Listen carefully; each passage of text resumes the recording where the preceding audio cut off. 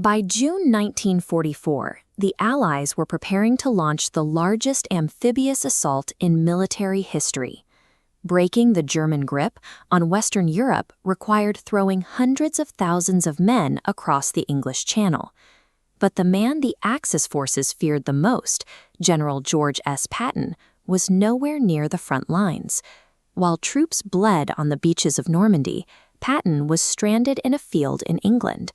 He had been assigned to command a ghost army, surrounded by inflatable rubber tanks and fake radio traffic designed to trick German intelligence.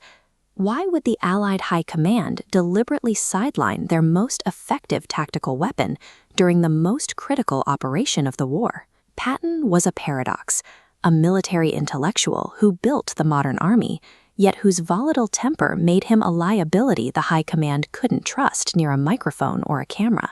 Patton began his military career rooted in the past. In 1916, he was a cavalryman on horseback, chasing down bandits in Mexico with a sword he designed himself. His strategy shifted in the First World War, when Patton saw French soldiers operating inside a moving metal box to bypass machine gun fire. He saw a future where machines replaced horses, turning the stalemate of trench warfare into a race of engines. He spent the next 2 decades in peacetime fighting an unenthusiastic U.S. government. While Congress wanted to cut costs, Patton lobbied to fund and build independent, heavily armored tank divisions. While the military establishment remained focused on traditional infantry tactics, Patton predicted that the next global conflict would be decided by horsepower and mechanical speed. When the Second World War erupted, Patton finally tested his theories, unleashing his armored divisions across the deserts of North Africa and the hills of Sicily. He developed a relentless tempo. Looking at this map of his 1944 advance across France, his forces bypassed static defenses, pushing 50 miles a day. To protect his exposed flanks, he used close air support to cover the sides, while tanks charged forward. His mastery peaked during the Battle of the Bulge, when Germans launched a surprise winter offensive. Patton diverted 2/3 of his army, marching them north through the snow to relieve the beset town of Bastogne in just 48 hours. The speed doctrine worked by moving faster than the enemy's chain of command could issue orders. By the time the Axis located Patton's Third Army, his tanks were already in their rear. But the aggression that fueled his victories also poisoned his command.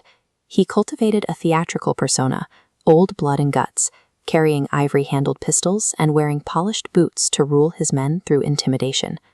This lack of empathy reached a breaking point during the Sicily campaign. While touring combat hospitals, Patton found soldiers suffering from battle fatigue. He erupted, physically slapping traumatized men and accusing them of cowardice in front of their peers. When the press leaked the hospital incidents to the American public, Congress erupted. The ensuing public relations disaster forced Eisenhower to consider whether his best general was more trouble than he was worth. Eisenhower could not trust Patton to manage his temper during a fragile coalition landing. His inability to control himself in that Sicilian hospital tent was what finally cost him his command at D-Day. In May 1945, the war in Europe ended. The military shifted from fighting a war to governing a broken continent, and Patton was appointed military governor of Bavaria. His tenure in politics was a disaster. Tasked with rebuilding infrastructure, he sparked controversy by allowing former members of the Nazi Party to retain local administrative posts, dismissively comparing the political party to a local rowing club. He continued to make inflammatory remarks to the press, stating that the U.S. should immediately launch a new war against the Soviet Union while the army was still mobilized. A general built for total victory struggles to survive a total peace. Patton lacked the patience for the diplomatic nuances required to maintain a fragile post-war coalition. Faced with mounting political damage from his outbursts, Eisenhower stripped Patton of his beloved Third Army command in the fall of 1945. Months later, his life ended in a surprisingly anticlimactic fashion. In December 1945, he suffered a broken neck in a car crash with an army truck, dying shortly after in a military hospital. He shaped the way American armies fought with armor, concluding his career with more territory and prisoners captured than any other commander in the European theater. His story reveals a stark reality. The uncompromising aggression required to win a brutal war is the exact trait that guarantees self-destruction in times of peace.